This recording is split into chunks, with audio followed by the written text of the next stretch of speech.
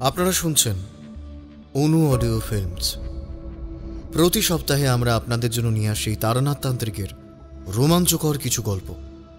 আজ আপনি শুনবেন মিলি ঘোষের কলমে তারানাথ তান্ত্রিক ও দ্বিতীয় মহাবিদ্যা মা তারা। গল্প শুনে ভালো লাগলে অবশ্যই আমাদের চ্যানেলটি সাবস্ক্রাইব করে বেল আইকন প্রেস করে রাখবেন এবং গল্প শুনে আপনার কেমন লাগলো আপনার মূল্যবান মতামত আমাদের কমেন্ট বক্সে জানাতে ভুলবেন না। একটি বিশেষ অনুরোধ, ভালো পরিবেশনা শুনতে গল্পের পাইরেসি করবেন না এবং পাইরেসিকে সমর্থন করবেন না।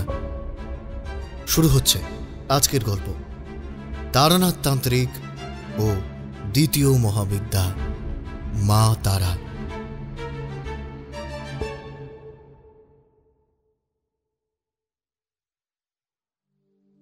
কালীপুজোর বিকেল, চারিদিকে উৎসবের মেজাজ, আনন্দ, হই হুল্লোড়। শুধু আমার মনটাই আজ ভালো নেই, কারণ আজ আমি বাড়িতে একা। গিন্নি দুদিন আগেই বাপের বাড়ি চলে গিয়েছেন, যেখানে তার মাস্তুতো দাদারা এসেছেন, তাই সকলের সাথে পুজোর কটা দিন তিনি সেখানেই থাকবেন। আমি আর কি করি, দুপুরের খাওয়া দাওয়া সেরে বিছানায় লম্বা হয়ে শুয়ে একটা গল্পের বইতে চোখ বোলাচ্ছিলাম। এমন সময় হঠাৎ দরজায় টোকা পড়ল। মনে মনে ভাবলাম, এই অসময়ে আবার কে এসে হাজির হলো। এক রাশ বিরক্তি নিয়ে বিছানা থেকে নেমে গিয়ে দরজা খুলে দিলাম, কিন্তু খুলতেই যাকে দেখলাম তাকে দেখে আমার মনটা এক মুহূর্তে যেন ভালো হয়ে গেল। দরজার বাইরে হাসি হাসি মুখ করে দাঁড়িয়ে রয়েছে কিশোরী। তাকে দেখে আমিও একগাল হেসে বললাম, আরে কিশোরী যে, এসো এসো, ভেতরে এসো, ভেতরে এসো। কিশোরী ঘরের ভেতর ঢুকলো। খুব ভালো হয়েছে কিশোরী, তুমি আজ এসেছো, না হলে বাকি সময়টা যে আমার কিভাবে কাটতো তা হয়তো শুধু আমিই জানি, বুঝলে। অবাক হয়ে কিশোরী বলল, কেন বিভূতি, কি হয়েছে কি তোমার? আজকে এই উৎসবের দিনে এমন কথা কেন বলছো? আরে বাড়িতে যে কেউই নেই, গিন্নি গেছেন বাপের বাড়ি, সেখানে কালীপুজো ভাইফোঁটা সব কাটিয়ে বাড়ি ফিরবেন। অতএব এই উৎসবের দিনেও আমার একাই দিন কাটছে। এখন তোমাকে দেখে মনটা অনেকটা হালকা লাগছে, বুঝেছো? দুজন মিলে গল্প করে আজ সন্ধ্যেটা কাটানো যাবে। আরে বিভূতি দাঁড়াও, আরে দাঁড়াও না। শোনো শোনো, যদি গল্প করতেই হয় তবে চলো আমাদের সেই গল্পের ঠেকে। কোথায়? তারানাথের বাড়ি? আরে হ্যাঁ হ্যাঁ, সেখানেই। ভালো বলেছ, এখনই বেরিয়ে পড়া যাক তবে, নাকি? একটু অপেক্ষা করো, আমি 2 মিনিটে তৈরি হয়ে আসছি।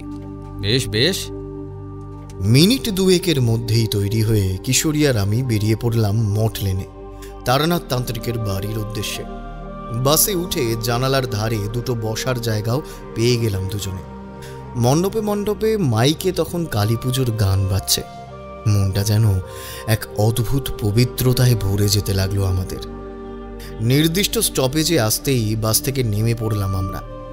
রাস্তার মোড়ের বড় দোকানটা থেকে তারানাথের পছন্দের এক প্যাকেট পাসিং শো কিনে পকেটস্থ করল কিশোরী, আর আমি পাশেই একটা তেলে ভাজার দোকান থেকে গরম গরম আলুর চপ আর ফুলুরি আর বেগুনি কিনলাম। তারানাথের মুখে গল্প শুনতে শুনতেই চারির হাতে বানানো চা আর এই তেলে ভাজা সহযোগে সন্ধেটা একেবারে জমে যাবে। বললাম, আচ্ছা কিশোরী, আমরা তো চলেই এলাম, কিন্তু আজ কালী পুজো, ঠাকুরমশাই যদি আজ বাড়িতে না থাকেন তাহলে কি হবে? কিশোরী বলল, আমার তো মনে হয় না উনি কোথাও যাবেন, বাড়িতেই থাকবেন, অত চিন্তা করো না, চলো। কিশোরী আর আমি এসে পৌঁছলাম জ্যোতির্বিনোদ তারানাথ তান্ত্রিকের বাড়ি। দরজায় টোকা দিতেই তারানাথের মেয়ে চারি এসে দরজা খুলে দিল। আমাদের দেখেই একগাল হেসে বলল, ও মা, কাকা বাপুরা যে, বাবা আজ সকালেই আপনাদের কথা বলছিলেন। খুব ভালো হয়েছে আপনারা আজ এসেছেন, বাবা খুব খুশি হবেন। আসুন আসুন, বাবা ভেতরেই আছেন। চারির হাতে তেলে ভাজার প্যাকেটটা দিয়ে আমি আর কিশোরী ঘরের ভেতরে প্রবেশ করলাম। তারানাথ তখন তক্তপোষের ওপর বসে একটা বইতে চোখ বোলাচ্ছিলেন।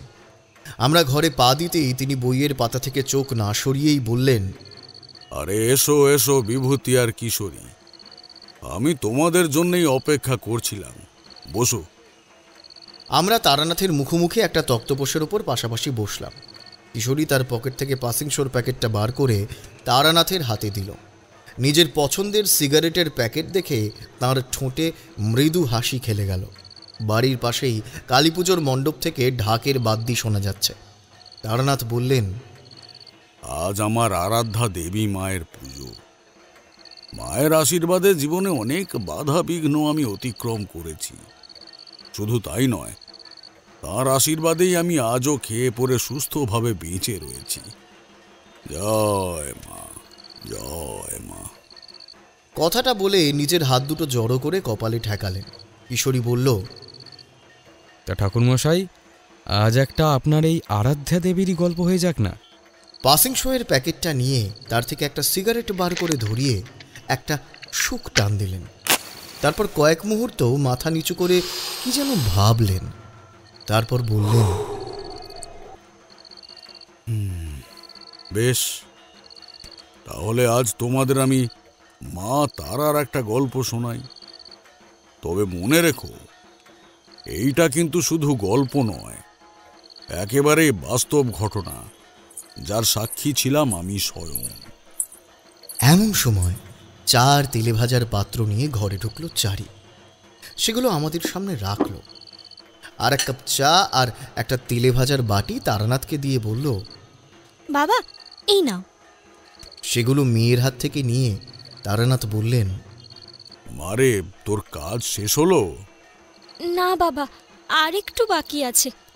তারপর আমিও কাকা বাবুদের সাথে বসে তোমার গল্প শুনবো।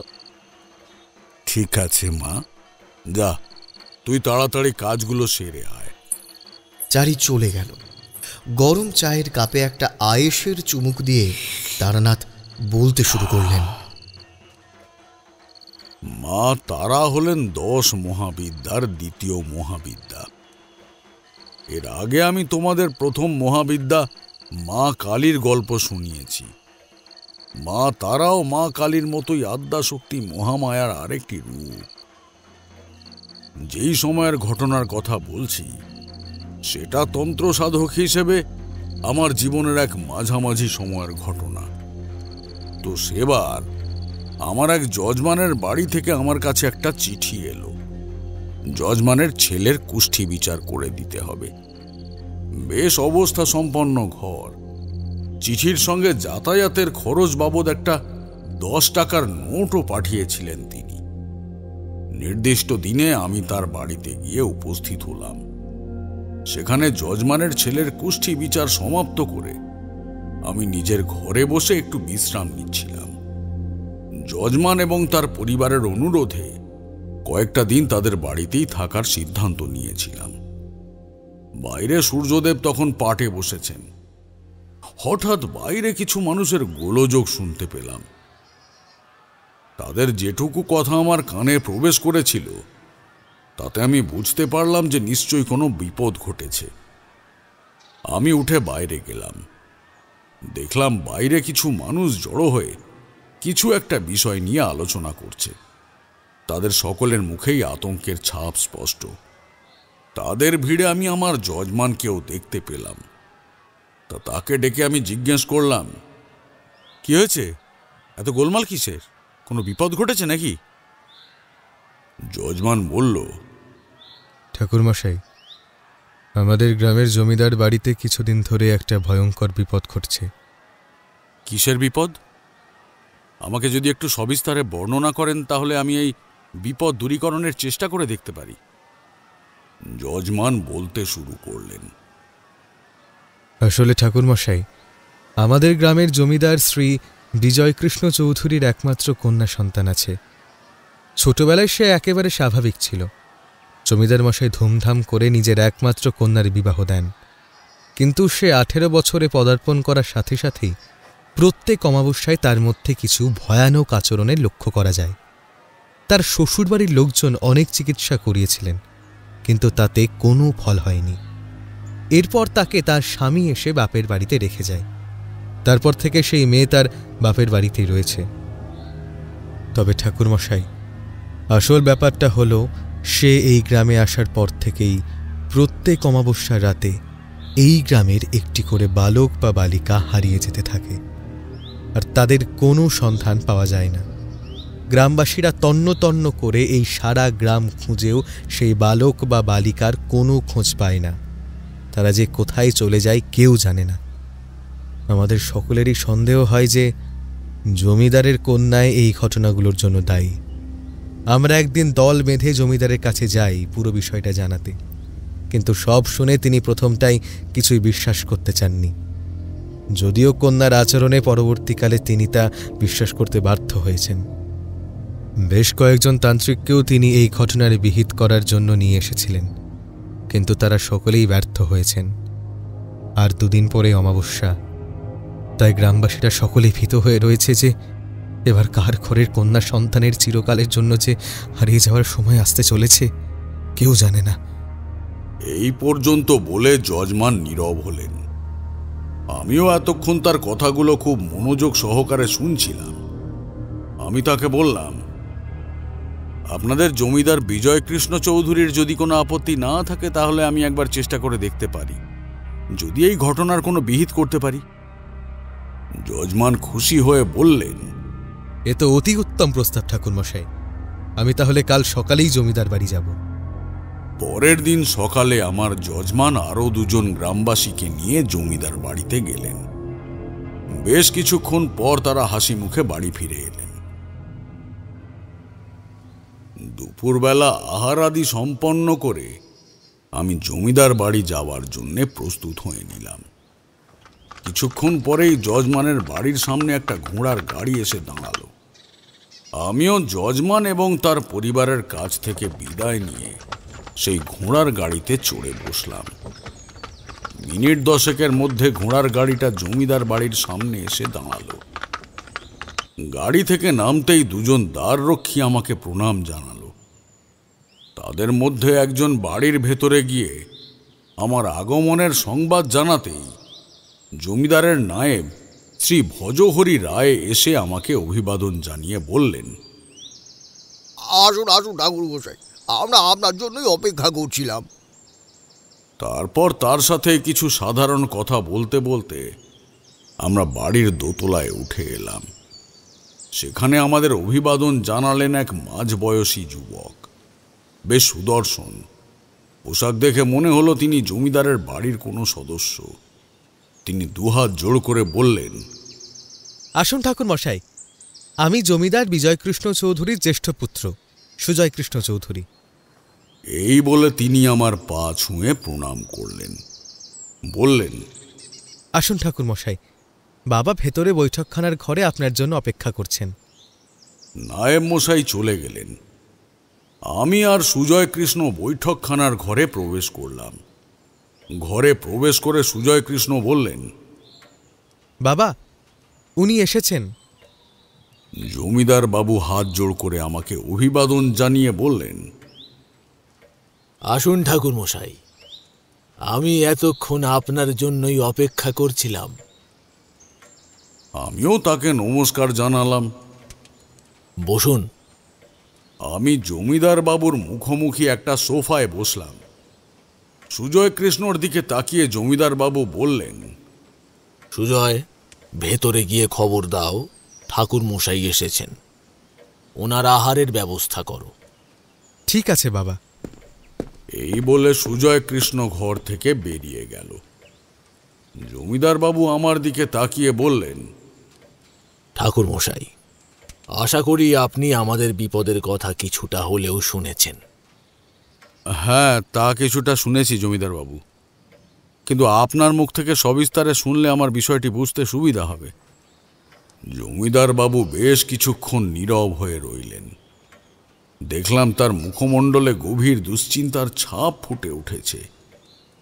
এরপর তিনি বলতে শুরু করলেন, আমার দুটি সন্তান, আমার জ্যেষ্ঠ পুত্র সুজয় কৃষ্ণ, তাকে তো আপনি নিজের চোখেই দেখলেন। আর আমার এক কন্যা সন্তান রয়েছে, তার নাম মাধুরী। ওর যখন 17 বছর বয়স, তখন পাশের গ্রামের জমিদার ভবানী প্রসাদ মুখার্জির একমাত্র পুত্র ইন্দ্রনাথের সাথে মহাসমারোহে তার বিবাহ দিই। ভবানী প্রসাদ আমার বাল্য বন্ধু। ওদের ছোটবেলাতেই আমরা দুই পরিবার ওদের বিবাহ স্থির করে রেখেছিলাম। সেই বিবাহে আরও 10 গাঁয়ের লোক আমন্ত্রিত ছিল। প্রায় 1 বছর মাধুরী শ্বশুরবাড়িতে খুব সুখে শান্তিতেই ছিল। মাধুরী ছিল রূপে লক্ষ্মী আর গুণে সরস্বতী।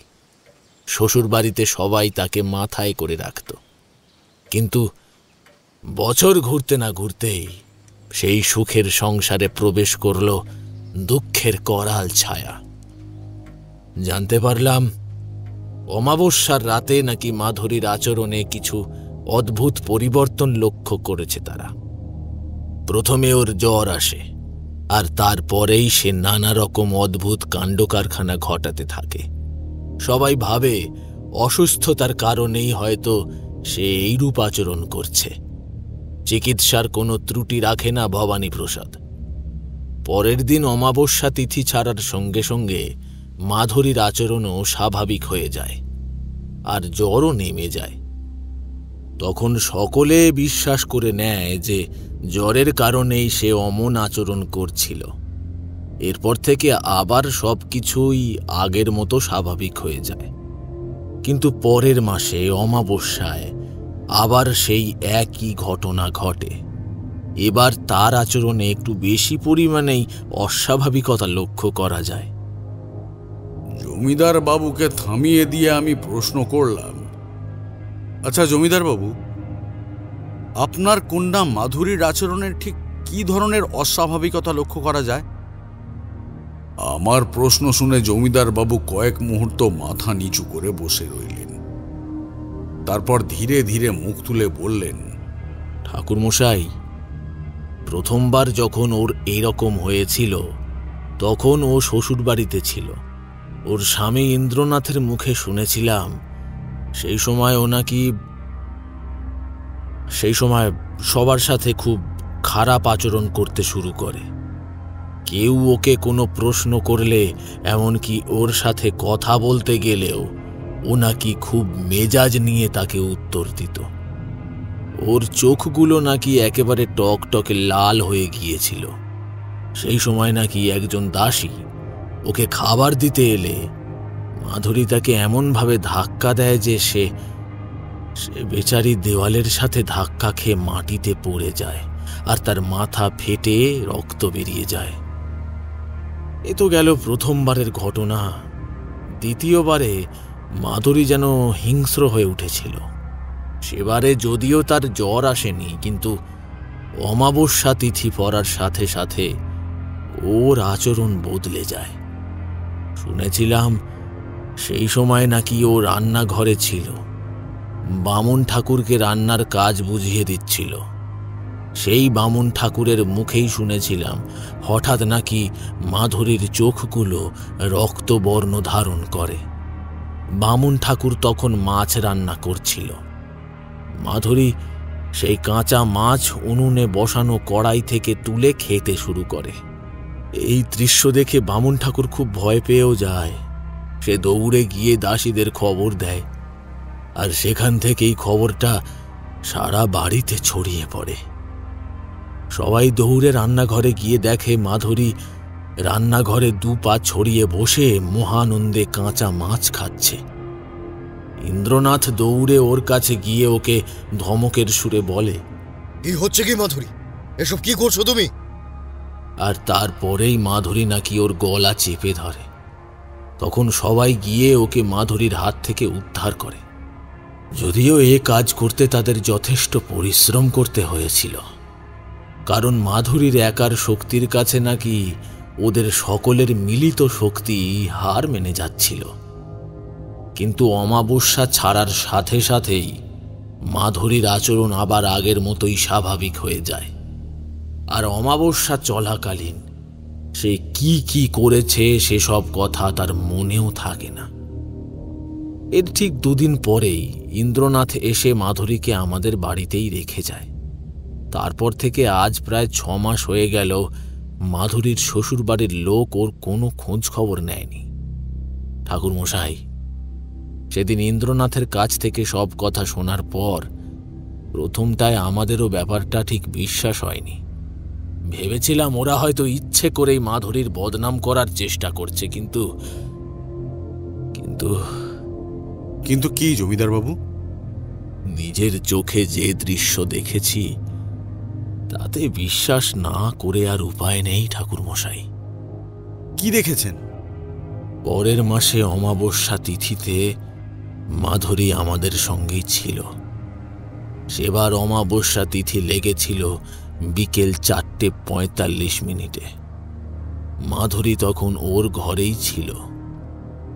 তখন মাঘ মাস, তাই সন্ধ্যা হয়ে এসেছিল। আমি আর সুজয় তখন বৈঠকখানার ঘরে বসে জমিদারির বিষয় নিয়ে কিছু আলোচনা করছিলাম।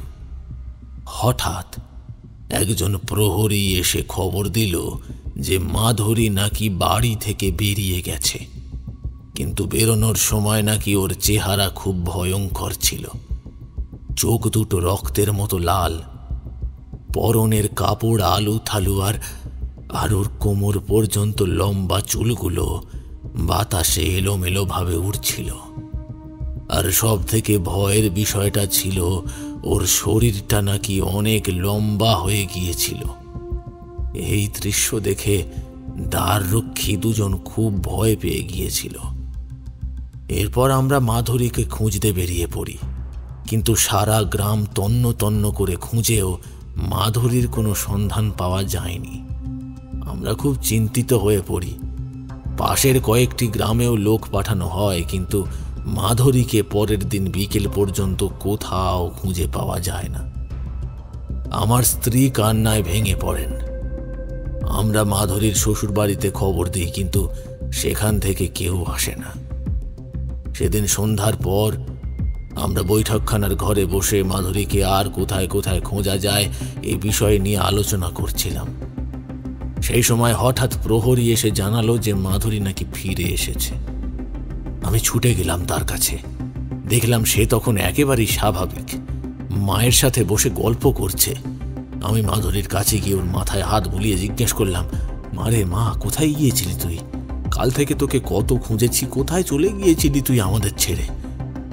আমার প্রশ্ন শুনে মাধুরী অবাক হয়ে প্রথমে আমার দিকে তাকালো, তারপর বলল, কি জানি বাবা, আমার তো কিছুই মনে পড়ছে না।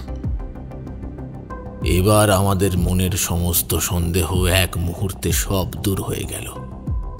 আমরা প্রথমে ভেবেছিলাম যে ইন্দ্রনাথ আমাদের কাছে মিথ্যে কথা বলছে, কিন্তু এখন আমাদের কাছে পুরো বিষয়টাই স্পষ্ট হয়ে গেল। একদিন নায়েব মশাই আমাকে এসে বলেছিলেন যে ওনার এক বন্ধুর গ্রামে নাকি একজন তান্ত্রিক এসেছেন। প্রতিদিন তার কাছে অনেক ভক্তের সমাগম ঘটে। তার কাছে যদি একবার মাধুরীকে নিয়ে যাওয়া যায়, তাহলে হয়তো এই সমস্যা সমাধানের একটা পথ বলে দিতে পারেন। ঠাকুরমশাই, আপনাকে সত্যি বলছি, আমি কোনো দিনই এসব তন্ত্রে মন্ত্রে বিশ্বাস করিনি, কিন্তু আমি যে একজন পিতা, তাই সন্তানের মঙ্গলের জন্য সব করতে পারি। আমি নায়েব মশাইকে বললাম সেই তান্ত্রিককে এই বাড়িতে নিয়ে আসতে। তান্ত্রিক এসে মাধুরীকে দেখলেন, বললেন ওর ওপরে নাকি কোনো পিশাচের ছায়া পড়েছে।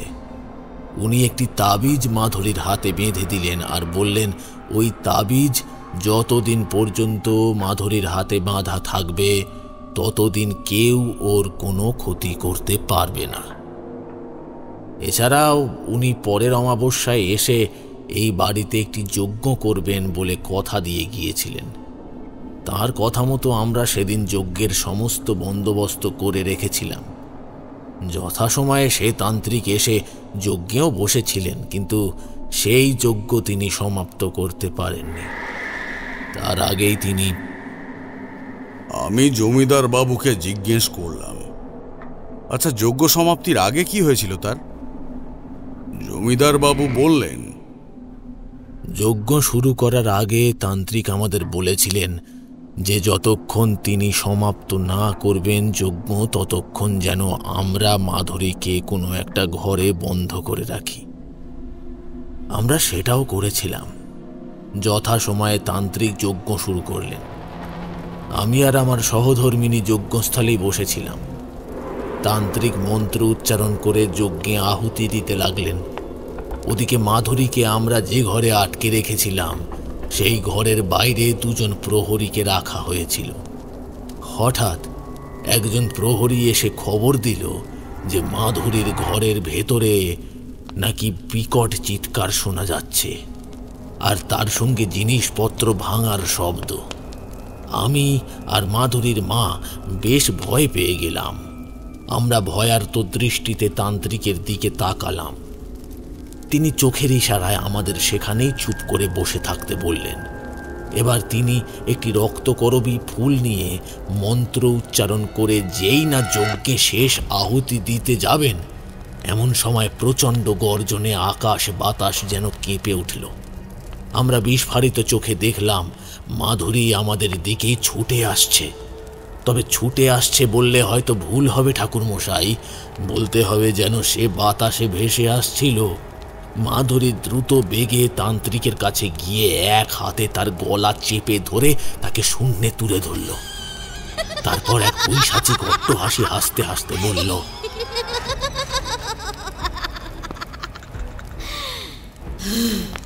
এত বড় সাহস তোর! তুই আমাকে এখান থেকে তাড়াতে চাস? এত বড় সাহস! আমি তো তা হতে দেব না। এই বলে মাধুরী সেই তান্ত্রিককে নিয়ে বাতাসে ভাসতে ভাসতে আমাদের চোখের সামনে থেকে কোথায় যে হারিয়ে গেল, আর তাকে দেখতে পেলাম না।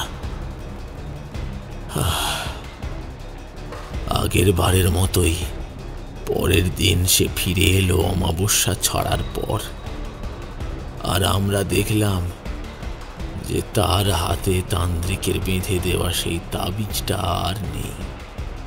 পরের দিন এক দাসী এসে সেই তাবিজটা আমার সহধর্মিণীকে দিয়ে গিয়েছিল।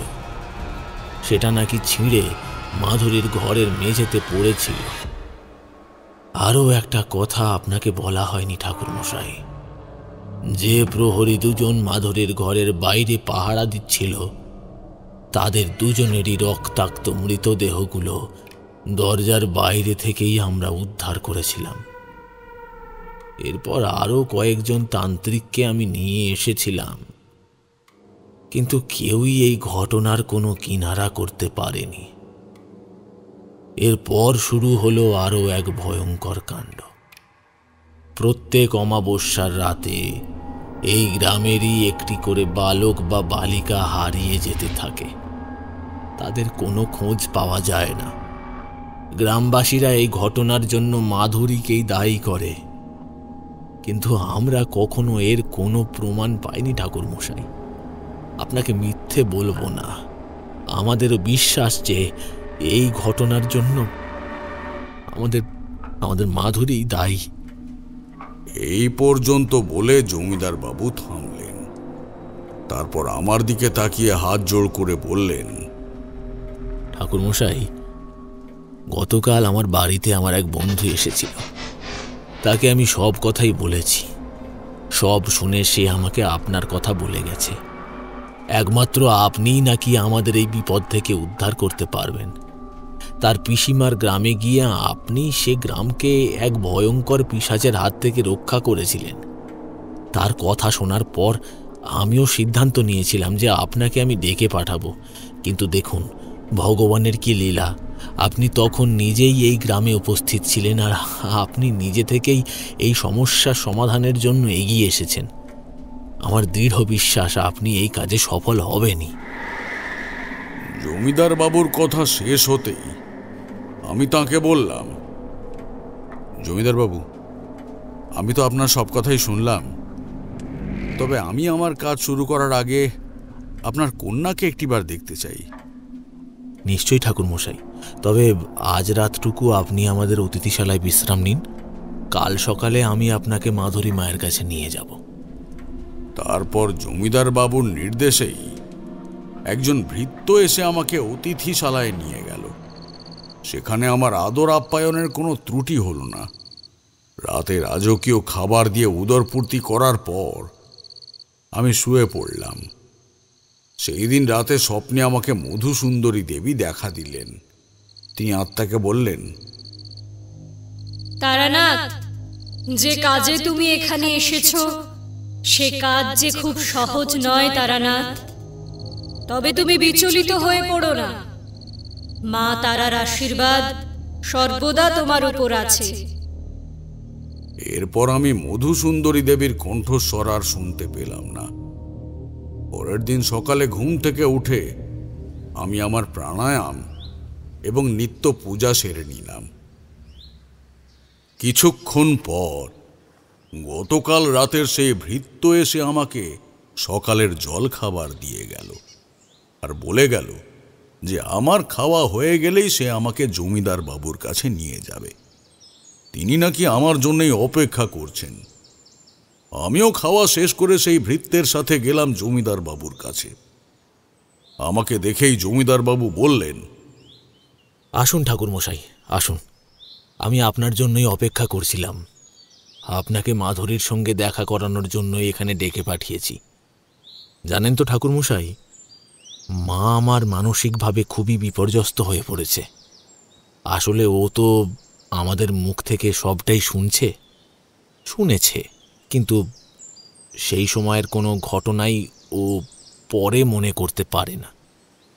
তাই এরপর তিনি আমাকে মাধুরীর ঘরে নিয়ে গেলেন। মাধুরী তার ঘরে পালঙ্কের উপর এক কোণায় জবুথবু হয়ে বসেছিল। ঘরে প্রবেশ করে জমিদার বাবু স্নেহের সুরে বললেন, মারে, মা দেখ কে এসেছেন, দেখ। আর কোনো চিন্তা নেই, এবার তুই নিশ্চয়ই ভালো হয়ে যাবি রে মা। বাবার কথায় এবার জমিদার কন্যা মাধুরী একটু নড়ে উঠল। তারপর মাথায় ঘুমটা টেনে উঠে দাঁড়ালো। আমি ঘরে প্রবেশ করতেই সে এসে আমার পা ছুঁয়ে প্রণাম করল। আমিও তার মাথায় হাত রেখে আশীর্বাদ করলাম। তাকে দেখেই বুঝতে পারলাম যে জমিদার বাবু গতকাল আমাকে এক বর্ণ বাড়িয়ে বলেননি। মাধুরী সত্যিই রূপে লক্ষ্মী, গৌরবর্ণা। টানা টানা চোখ দুটোর দিকে তাকালে মনে হয় কত নিষ্পাপ নিষ্কলঙ্ক সেই দুই চোখের দৃষ্টি।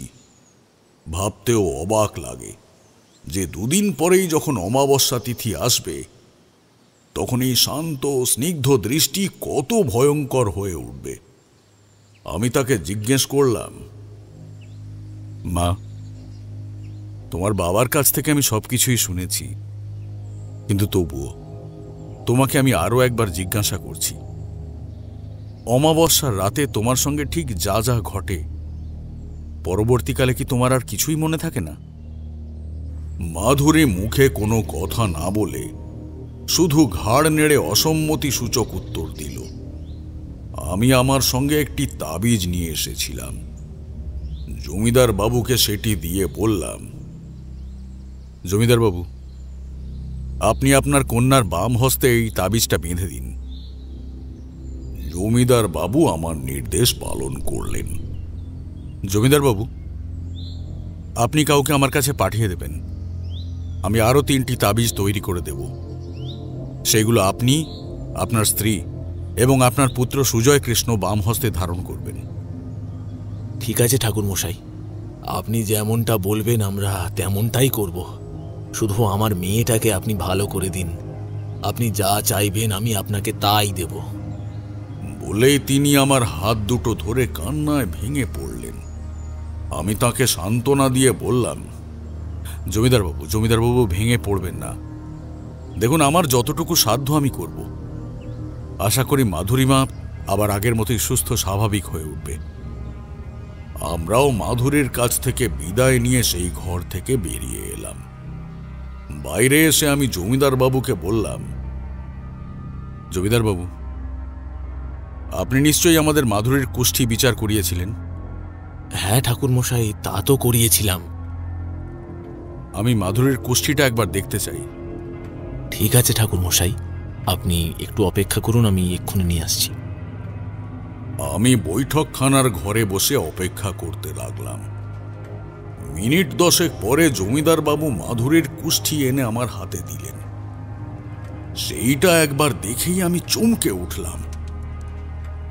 ঠাকুরমশাইকে এবার থামিয়ে দিয়ে আমি জিজ্ঞাসা করলাম, কেন ঠাকুরমশাই, কি ছিল মাধুরীর কুষ্ঠিতে?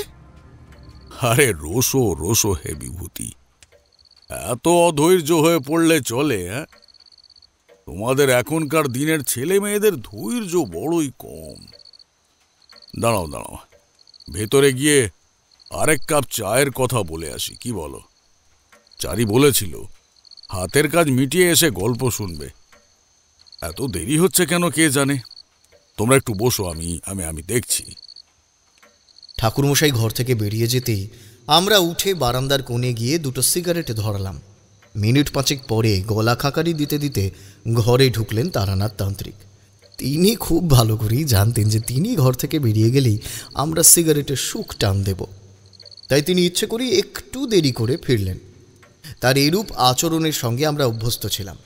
তারানাথ এসে আবার তক্তপোষের ওপর বসলেন, তারপর জিজ্ঞাসা করলেন, হ্যাঁ, তা কতদূর যেন বলেছিলাম তোমাদেরকে? কিশোরী সেটা মনে করিয়ে দিতেই তারানাথ বললেন, ও হ্যাঁ, মনে পড়েছে। এমন সময় চারি আরও 3 কাপ চার মুড়ি মাখা নিয়ে ঘরে প্রবেশ করল। সেগুলো আমাদের সামনে রেখে বলল, বাবা, আমার কাজ শেষ, এখন আমিও তোমার কাছে বসে গল্প শুনব। তারানাথ বললেন, আয় মা আয়, বস বস বস, আমার পাশে বস। চারি গিয়ে তার বাবার পাশে বসল। ভারী মিষ্টি স্বভাবের মেয়ে চারি, সেই ছোটবেলা থেকে ওকে দেখছি, তাই আমাদের সাথে সে খুব স্বাভাবিকভাবেই মিশতে পারত। তারানাথের দিকে তাকিয়ে সে প্রশ্ন করল, বাবা, আজ তুমি কাকাবাবুদের কোন গল্পটা শোনাচ্ছ? তোর কাকা বাবুদের আজ আমি দ্বিতীয় মহাবিদ্যা মা তারার গল্প শোনাচ্ছি রে মা। ও, সেই জমিদার বিজয়কৃষ্ণ চৌধুরীর পরিবারের গল্পটা, যেটা তুমি আমাকে গত বছর কালী পুজোর দিন শুনিয়েছিলে। হ্যাঁ রে মা, সেই গল্পটাই। চারি হাসি মুখে ঘরে চলে গেল। তারানাথ আমাদের দিকে তাকিয়ে বলতে শুরু করলেন, বিজয়কৃষ্ণর হাত থেকে মাধুরীর কুষ্ঠিটা নিয়ে একবার তাতে চোখ বোলাতেই আমি চমকে উঠলাম, কারণ সেই কুষ্ঠিতে লেখা ছিল যে মাধুরী যখন 18 বছর বয়সে পদার্পণ করবে তখন থেকে প্রত্যেক অমাবস্যায় তার মধ্যে পিশাচ ভর করবে। সে কি, এমনটা আবার হয় নাকি? আরে আপনি কি যে বলেন না ঠাকুরমশাই। কিশোরীর এই প্রশ্নে তারানাথ বেশ বিরক্ত হয়ে বললেন, তোমার কি মনে হয় কিশোরী, আমি কি তোমাদের অসত্য বলছি? পরিস্থিতি সামাল দিতে আমি তাড়াতাড়ি বলে উঠলাম, আরে আপনি ছাড়ুন তো ঠাকুরমশাই, ও কি বলতে কি বলে। এই কিশোরী, তুমি চুপ করে শোনো না গল্পটা, জানো, চুপ করো। কিশোরীও আর কিছু বলল না। নিন ঠাকুরমশাই, আপনি শুরু করুন। আমার অবস্থা দেখে কিছু আন্দাজ করতে পেরেই হয়তো বিজয়কৃষ্ণ বললেন, কি হলো ঠাকুরমশাই, আপনি এমন চমকে উঠলেন কেন?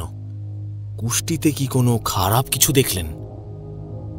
কিছু মনে করবেন না জমিদার বাবু, আপনার কন্যার এই কুষ্ঠি কে বিচার করেছিলেন অনুগ্রহ করে যদি আমাকে বলেন। আমাদের কুলগুরু শ্রী সচ্চিদানন্দ মহারাজ। আমি একটিবার তার সঙ্গে দেখা করতে চাই।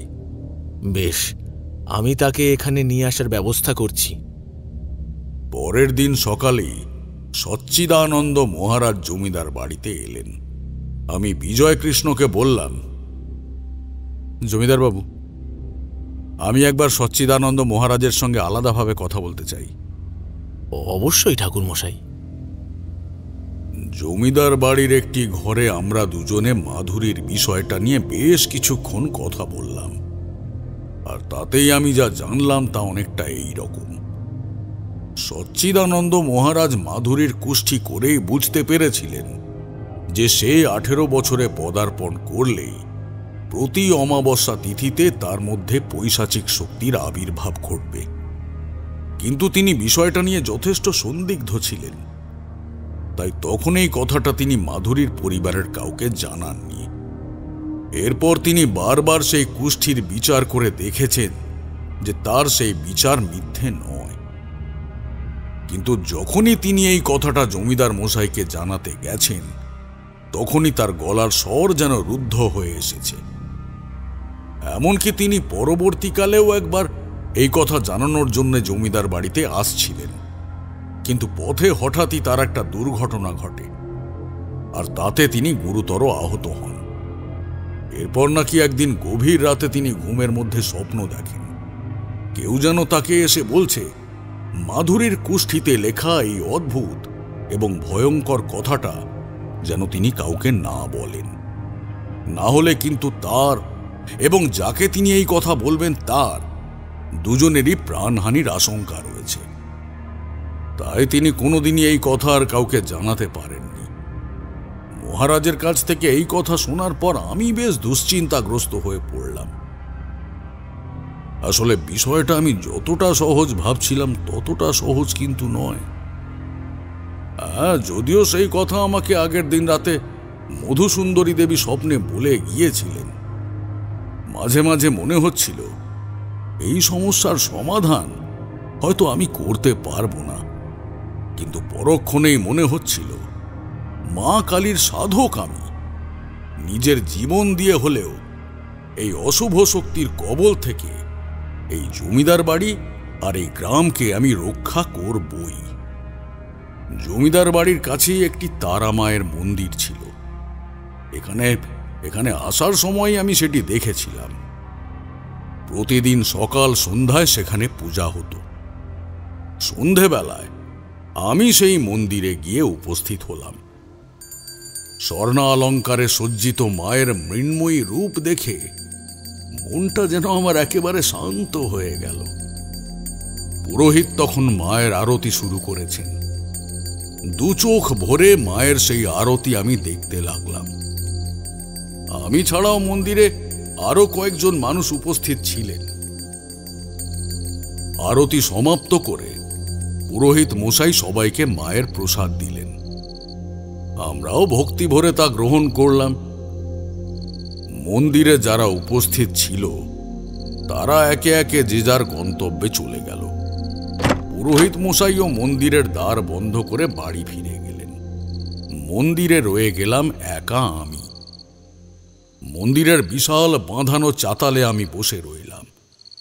দু চোখ বন্ধ করে মনে মনে মায়ের নাম জপ করতে লাগলাম।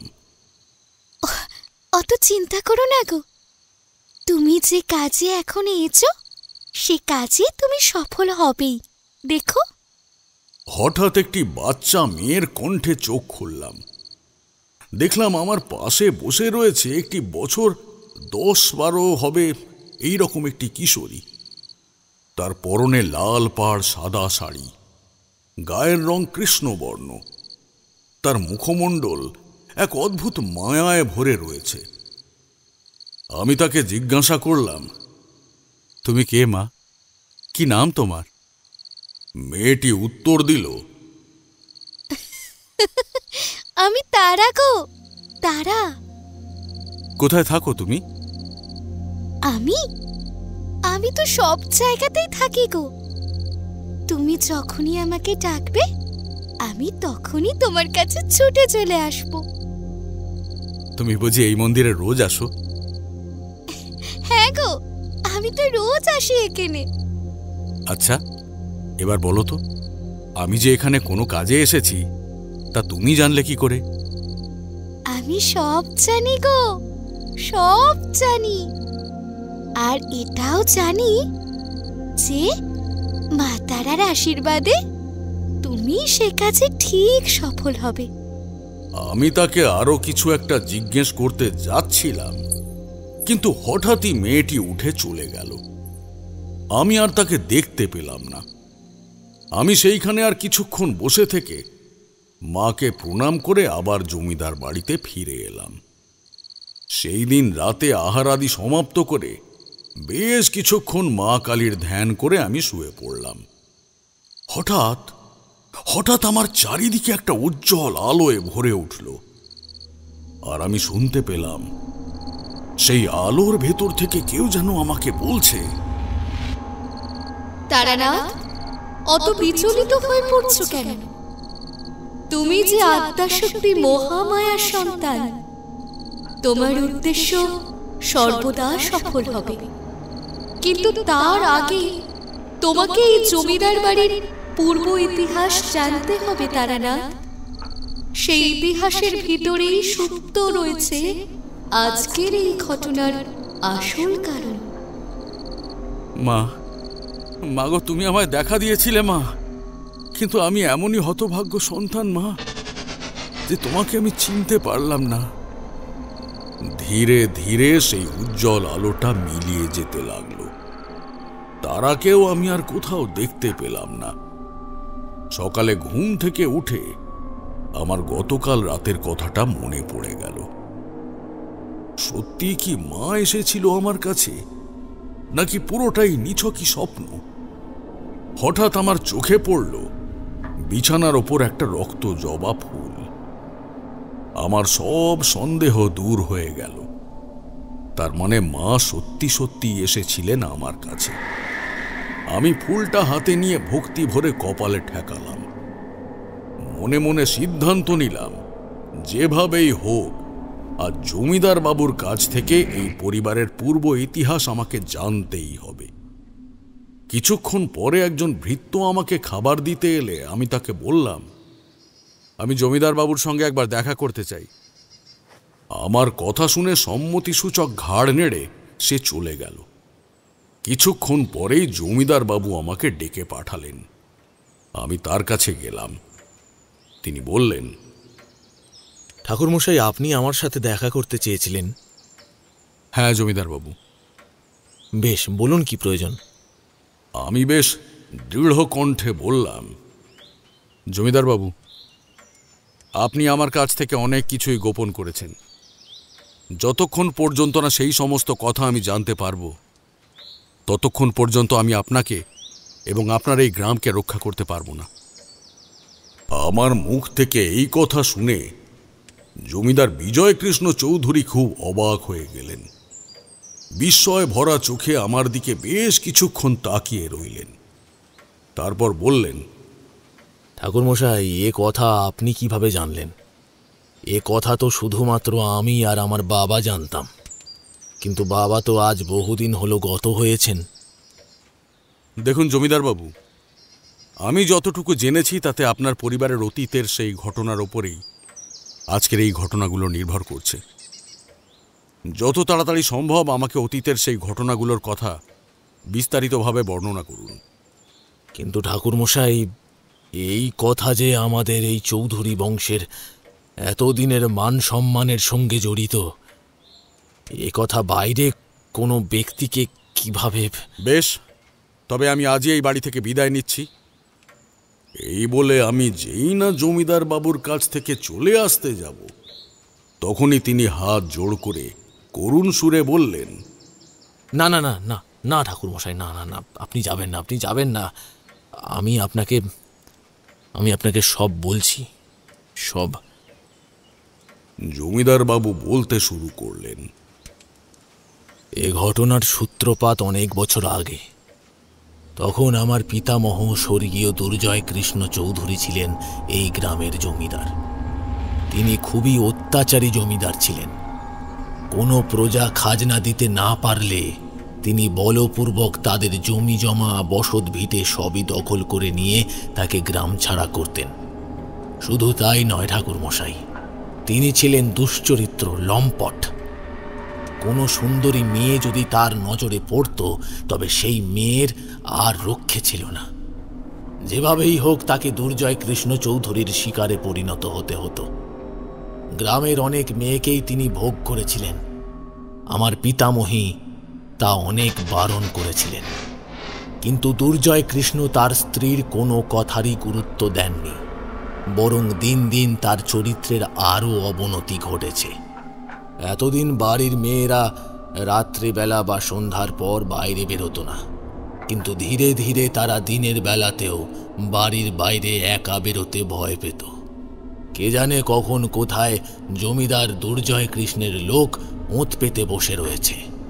কিন্তু একদিন আমাদের গ্রামেরই এক গরিব চাষির মেয়ে সন্ধ্যাবেলায় বাড়ির বাইরে বেরোতে বাধ্য হয়েছিল, কারণ তার মায়ের নাকি তখন প্রচণ্ড বুকে যন্ত্রণা হচ্ছিল। তাই সে এই গ্রামের একমাত্র চিকিৎসক নবীন হালদারের বাড়ি যাচ্ছিল। তার বাবা তখন বাড়িতে ছিল না, কোনো এক বিশেষ কাজে শহরে গিয়েছিল। অগত্যা তাকেই যেতে হয়েছিল নবীন হালদারের বাড়ি, যদিও সঙ্গে তার প্রেমিক সুবলকে সঙ্গে করে নিয়েছিল। অন্যদিকে জমিদারের লোক গাছের আড়ালে লুকিয়ে বসেছিল। তাদের কাজই ছিল কোনো সুন্দরী মেয়ে দেখলে তাকে তুলে জমিদার দুর্জয় কৃষ্ণের বাগান বাড়িতে নিয়ে যাওয়া। সেদিনও তার অন্যথা হয়নি। নবীন ডাক্তারের বাড়ি যাওয়ার পথেই তারা জোর করে মেয়েটাকে তুলে নিয়ে যায়। সুবল অনেক বাধা দেওয়ার চেষ্টা করে, কিন্তু তার সব চেষ্টাই ব্যর্থ হয়। জমিদারের লোক মেয়েটিকে তুলে বাগান বাড়িতে নিয়ে যায়। সারা রাত ধরে তার উপর পাশবিক অত্যাচার চালায় জমিদার দুর্জয় কৃষ্ণ। তারপর সকালবেলায় তাকে জমিদারের লোকজন বাড়িতে পৌঁছে দিয়ে আসে। মেয়েটি তারপর নিজের ঘরেই গলায় দড়ি দিয়ে আত্মহত্যা করে। তবে শোনা যায় যে মেয়েটি নাকি দুর্জয় কৃষ্ণকে অভিশাপ দিয়ে গিয়েছিল যে এই চৌধুরী বংশে যে কন্যা সন্তান জন্মগ্রহণ করবে সে নাকি পিশাচে পরিণত হবে। আমার কোনো ভগিনী নেই ঠাকুরমশাই, তাই সেই অভিশাপ বাস্তবে রূপান্তরিত হয়নি। সেই অভিশাপের পর এই পরিবারের প্রথম কন্যা সন্তান আমার কন্যা মাধুরী। তাই সেই অভিশাপ আজ এত বছর পরে বাস্তবে রূপ নিয়েছে। সব শুনে আমি জমিদার বাবুকে বললাম, জমিদার বাবু কিছু মনে করবেন না, কিন্তু এইসব কথা আমাকে প্রথমেই বলা উচিত ছিল। জানি ঠাকুরমশাই, আমার এই ভুল আপনি মার্জনা করবেন। আসলে বুঝতেই পারছেন, এই জমিদার বংশের একটা বংশমর্যাদা আছে, তাই এই ঘটনা আমি কাউকেই জানতে দিইনি। তবে মাধুরীর জন্মের পর থেকেই আমি খুব আতঙ্কগ্রস্ত হয়ে পড়েছিলাম। আমার সহধর্মিনী হয়তো কিছু আন্দাজ করেছিলেন, তাই তিনি আমাকে মাঝে মাঝে জিজ্ঞেস করতেন কেন আমি সব সময় ভয়ে ভয়ে থাকি। কিন্তু বিশ্বাস করুন ঠাকুরমশাই, আমি তাকেও কোনোদিন কিছুই বলিনি। ঠাকুরমশাই, আগামীকাল যে অমাবস্যা, গ্রামের সকল মানুষ ভীত সন্ত্রস্ত হয়ে রয়েছে। কার ঘরে বিপদ ঘটে তা কে জানে। আপনি কিছু একটা করুন ঠাকুরমশাই। আপনি যা চাইবেন আমি আপনাকে তাই দেব। শুধু আমার মেয়েটাকে আপনি অভিশাপ মুক্ত করুন ঠাকুরমশাই। আপনি বিচলিত হবেন না জমিদার বাবু। সব কথা যখন আমি জানতে পেরেছি তখন নিশ্চয়ই আমি এর একটা বিহিত করতে সক্ষম হব। তবে তার জন্য আপনার কিছু সাহায্য লাগবে। বলুন ঠাকুরমশাই, আপনার কি সাহায্য লাগবে? আমি সব রকম সাহায্য করতে প্রস্তুত ঠাকুরমশাই। আগামীকাল অমাবস্যা তিথি শুরু হবে বিকেল 5:35। আর ঠিক সেই মুহূর্তে আমি যজ্ঞে বসব। আমি আপনাকে একটা ফর্দ তৈরি করে দেব, আর সেই অনুযায়ী আপনি যজ্ঞের সমস্ত জিনিস এনে রাখবেন। আর হ্যাঁ, কিছু জিনিস আমি নিজে সংগ্রহ করে নিয়ে আসব। তবে সেগুলো আগামীকাল ব্রহ্ম মুহূর্তে সংগ্রহ করতে হবে, না হলে তার কোনো গুণাগুণ থাকবে না। ঠিক আছে ঠাকুরমশাই।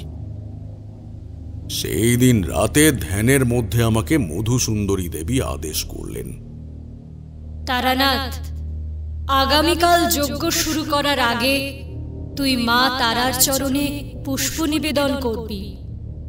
মা তারা তোকে সর্বদা রক্ষা করবেন।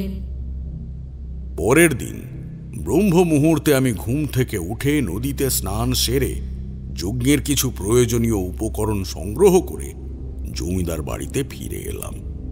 ফিরে দেখলাম সকাল থেকেই জমিদার বাবুর লোকজন জমিদার বাড়ির ছাদে যজ্ঞের আয়োজনে ব্যস্ত হয়ে পড়েছিল। অন্যদিকে মাধুরী একটি অদ্ভুত প্রস্তাব দিল তার বাবাকে। সে বলল, বাবা, আজ কিন্তু অমাবস্যা। প্রত্যেক বাড়ির মতো এইবারও হয়তো আমি কোনো অপরাধ করে ফেলবো। বাবা, তুমি একটা কাজ করো বাবা, তুমি বরং আমাকে আমার ঘরে লোহার শিকল দিয়ে বেঁধে রেখে দাও, তাহলে হয়তো আমি কিছু করতে পারবো না। কিন্তু জমিদার বাবু সেই কাজে রাজি হলেন না। তিনি এসে সেই কথা আমাকে জানালেন। আমি তাকে বললাম, দেখুন জমিদার বাবু, মাধুরী যা বলছে আপনি তা করতে পারেন, কিন্তু তাতে কোনো লাভ হবে না। কারণ মাধুরীর শরীরে যখন পিশাচ ভর করবে তখন ওর শক্তি এতটাই বৃদ্ধি পাবে যে শুধু ওই লোহার শিকল কেন, দরকার হলে এই সমস্ত বাড়িটাকে ও ওর একটা পদচালনায় ভেঙে দিতে পারে। আরো একটা কথা আজ আপনাকে না জানালেই নয় জমিদার বাবু। কি কথা ঠাকুর মশাই? আজ একটা বিশেষ অমাবস্যা তিথি, যা বহু বছর পর পর আসে। আর এই তিথিতে ভূত প্রেত পিশাচেরা এতটাই শক্তিশালী হয়ে ওঠে যে তাদের দমন করা একরকম প্রায় দুঃসাধ্য হয়ে পড়ে। এ আপনি কি বলছেন ঠাকুর মশাই? তাহলে কি মাধুরীকে কোনোভাবেই? আপনি দুশ্চিন্তা করবেন না জমিদার বাবু। আদ্যাশক্তি মহামায়ার সাধক আমি। মা নিশ্চয়ই আমাকে পথ দেখাবেন। মায়ের উপর বিশ্বাস রাখুন। জয় মা তারা, জয় মা তারা। এই বলে আমি কপালে দুহাত ঠেকালাম। এরপর আমি বললাম, জমিদার বাবু, আমি আপনাকে এখন যা যা বলবো সেগুলো আপনাকে আমার যজ্ঞ শুরু হওয়ার আগেই করতে হবে। হ্যাঁ, নিশ্চয়ই করব ঠাকুর মশাই। আপনি বলুন আমাকে ঠিক কি কি করতে হবে। প্রথমত, এই মুহূর্তে আপনি সারা গ্রামে প্রচার করে দিন যে আজ দুপুরের পর থেকে এই গ্রামের কোনো মানুষ যেন নিজের ঘর থেকে বাইরে না বেরোয়। দ্বিতীয়ত, আপনি মাধুরীকে তার নিজের ঘরেই দরজা বন্ধ করে রেখে দেবেন, কিন্তু ঘরের বাইরে কোনো প্রহরা বসাবেন না। আর সবথেকে গুরুত্বপূর্ণ কথা হল, এই জমিদার বাড়িতে যারা রয়েছেন তারা সকলেই যেন যে যার ঘরের দরজা ভালো করে বন্ধ করে রাখে। আর এ কথা না মানলে কিন্তু তার বড় বিপদ হয়ে যেতে পারে। ঠিক আছে ঠাকুর মশাই, আমি এক্ষুনি সবাইকে জানিয়ে দিচ্ছি। আমার নির্দেশ মতো জমিদারের প্রহরীরা সারা গ্রামে ঢেঁড়া পিটিয়ে জানিয়ে দিল যে কেউ যেন দুপুরের পর নিজের বাড়ি থেকে না বেরোয়। আর মাধুরীকে তার নিজের ঘরেই বন্ধ করে রাখা হলো। বাড়ির অন্যান্য সদস্যরা, এমনকি জমিদার বাবুও নিজের ঘরে ঢুকে দৌড় দিল। নির্দিষ্ট সময়ে আমি যজ্ঞ শুরু করলাম। তবে মধুসুন্দরী দেবীর আদেশ অনুসারে আমি সেই মন্দিরে গিয়ে মা তারার চরণে পুষ্প নিবেদন করে তাকে প্রণাম জানিয়ে এসেছি। যজ্ঞের আগে আমি নিজের দেহশুদ্ধি এবং গাত্রবন্ধন করে নিলাম, যাতে কোনো ভূত প্রেত পিশাচ আমাকে স্পর্শ করতে না পারে। আমি মন্ত্র উচ্চারণ করে যজ্ঞে আহুতি দিতে লাগলাম। হঠাৎ একটা প্রকাণ্ড গর্জন শুনতে পেলাম। আমার বুঝতে অসুবিধে হলো না এতটুকুও যে এই গর্জন কোথা থেকে আসছে আর কে করছে। আর সঙ্গে সঙ্গে উঠল প্রবল বেগে ঝড়। সেই ঝড়ে যজ্ঞের আগুন প্রায় নিভু নিভু। আমি আমার মন্ত্র উচ্চারণের তীব্রতা আরো বাড়িয়ে দিলাম। হঠাৎ নিচের তলা থেকে একটা প্রচন্ড আওয়াজ শুনতে পেলাম। মনে হলো কিছু যেন একটা ভেঙে পড়ে গেল। আর পরক্ষণেই মাধুরী বাতাসে ভাসতে ভাসতে আমার যজ্ঞস্থলের দিকে এগিয়ে আসছে। তার শরীর বিশাল আকার ধারণ করেছে। তার চুলগুলো বাতাসে এলোমেলো ভাবে উড়ছে। তার চোখ দুটো টাটকা রক্তের মতো লাল। আমি কিছু করার আগেই সে তার লম্বা হাতটা বাড়িয়ে আমার গলাটা চেপে ধরল। আমার প্রায় দম বন্ধ হয়ে আসার উপক্রম হলো। তারপর মাধুরী প্রচন্ড গর্জন করতে করতে একটা পৈশাচিক কণ্ঠে বলে উঠল, তুই আমাকে এখান থেকে তাড়াতে চাস তাড়ানো, কিন্তু তুই তা পারবি না। আমি তোকে কিছুতেই সেটা করতে দেব না। আজই তোর জীবনের শেষ দিন।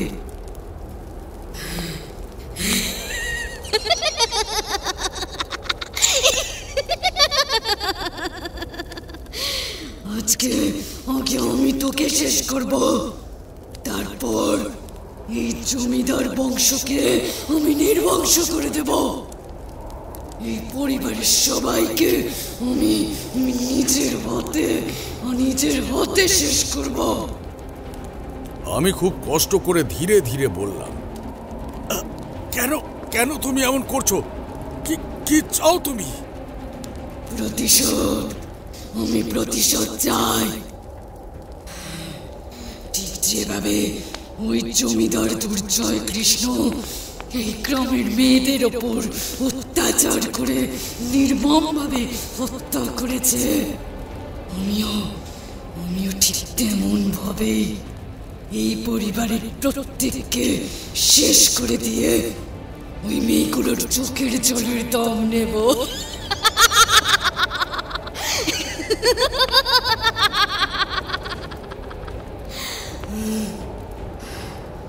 এই পরিবারের সবাইকে আমি নিজের হাতে শেষ করব।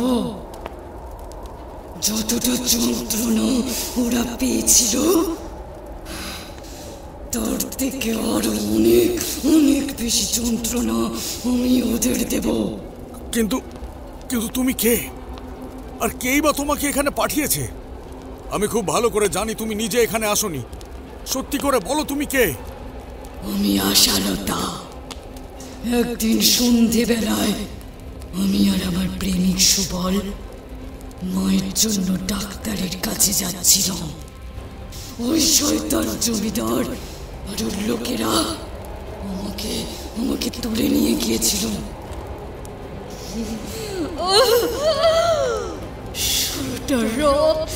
সারা রাত ওই পিশাচটার অত্যাচার আমি সহ্য করেছি। আমি ওকে অভিশাপ দিয়েছিলাম, এই চৌধুরী বংশে যে কন্যা সন্তান জন্মাবে তার 18 বছর পূর্ণ হলেই তার মধ্যে পিশাচ ভর করবে। আর আমি আমার এই গ্রামের সমস্ত মেয়েদের মৃত্যুর প্রতিশোধ নেব এইভাবে। আমি এসেছি আজ, আর আজ আমি তা নিয়েই যাব। কেউ বাঁচবে না, কেউ বাঁচবে না আমার হাত থেকে। কিন্তু আসলে যে তোমাদের উপর অত্যাচার করেছিল সে তো আজ আর বেঁচে নেই। তাহলে এই নিরপরাধ মানুষগুলোকে তুমি কেন এভাবে হত্যা করছো? গ্রামের এই ছোট ছোট ছেলে মেয়েগুলো তো তোমার কোনো ক্ষতি করেনি, তাহলে তাদের তুমি কেন হত্যা করছো? তুমি এখান থেকে চলে যাও আশালতা, চলে যাও। অপরাধ? আমিও তো সেদিন কোনো অপরাধ করিনি। গ্রামের ওই হতভাগী মেয়েগুলো ওরা কোন অপরাধ করেছিল সেদিন? কিন্তু তবু ওই দুর্জয় কৃষ্ণ নামক পিশাচটার খাদ্যে পরিণত হতে হয়েছিল ওদের।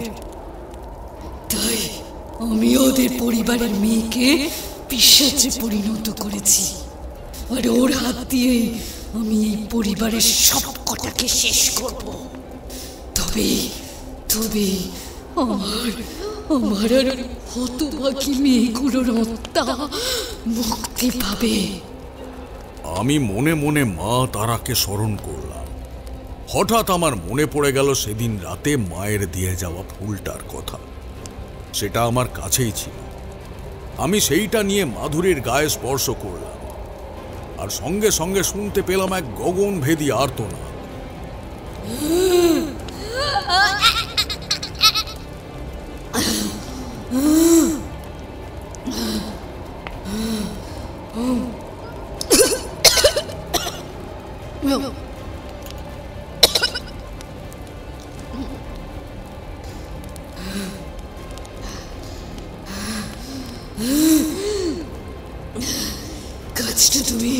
কাজটা তুমি ঠিক করলে না তারানাথ।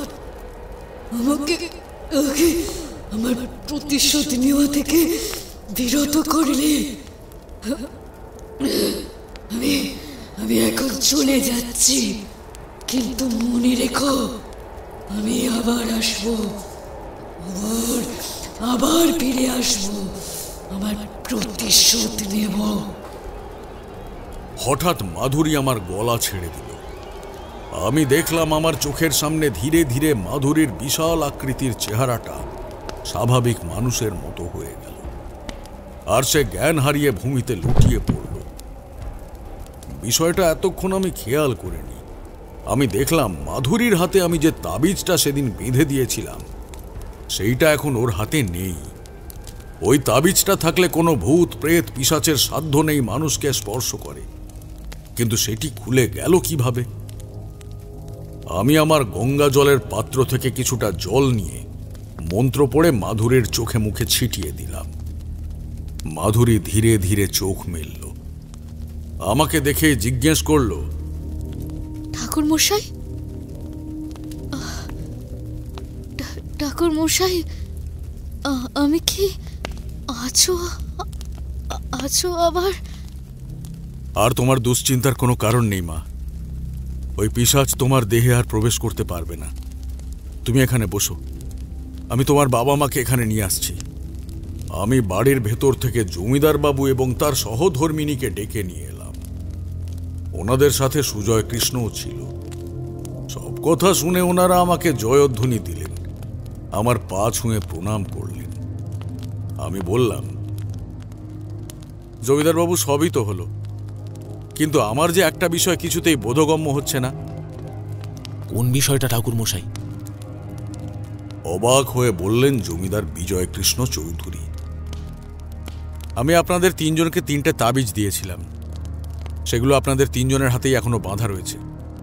কিন্তু আমি মাধুরীকে যে তাবিজটা দিয়েছিলাম সেটি এখন ওর হাতে নেই। আপনি কি বলতে পারবেন যে তাবিজটি ওর হাত থেকে কিভাবে খুলে গেল? কই না তো, এই বিষয়ে তো আমরা কিছু জানি না। জমিদার বাবু, কিছু মনে করবেন না, এ কাজ নিশ্চয়ই আপনার বাড়ির কারোর, যে মাধুরীর হাত থেকে সেই তাবিজটা খুলে নিয়েছে। কিন্তু এ বাড়ির কেউ কেন এ কাজ করতে যাবে ঠাকুর মশাই? কি উদ্দেশ্য তার? নিশ্চয়ই কোনো উদ্দেশ্য আছে জমিদার বাবু। আমি মাধুরীকে জিজ্ঞেস করলাম, মা মা তোমার কি কিছু মনে আছে কে তোমার হাত থেকে ওই তাবিজটা খুলে নিয়েছিল বা তোমাকে খুলে ফেলতে বলেছিল? কই না তো ঠাকুর মশাই, আমার তো এসব আমার এসব কিছুই মনে পড়ছে না।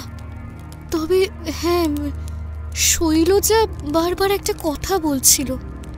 শৈলজা? জমিদার বাবু, শৈলজা কে? সে আমার দাসী, ওই আমাকে ঘরে খাবার দিয়ে যেত।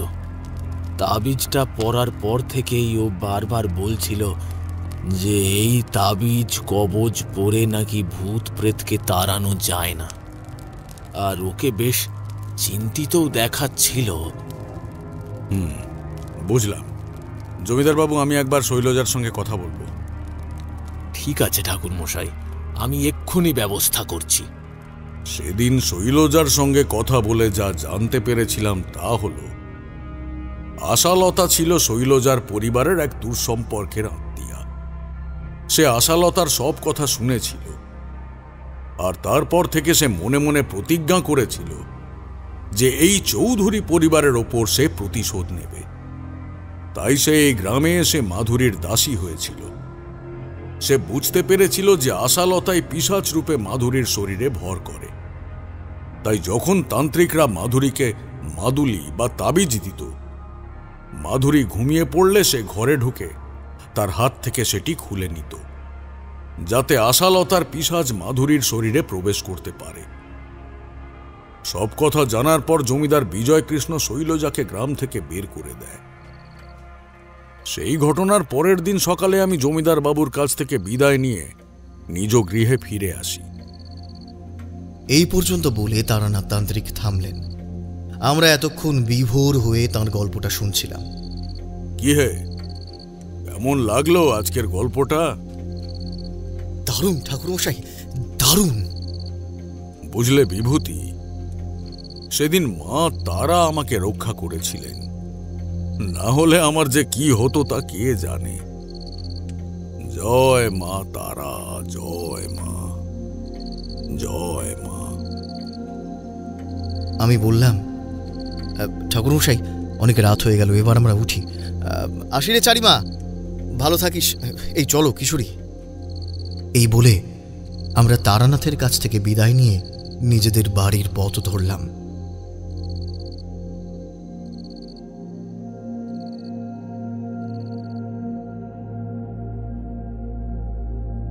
শুনছিলেন মিলি ঘোষের কলমে তারানাথ তান্ত্রিক ও দ্বিতীয় মহাবিদ্যা মা তারা।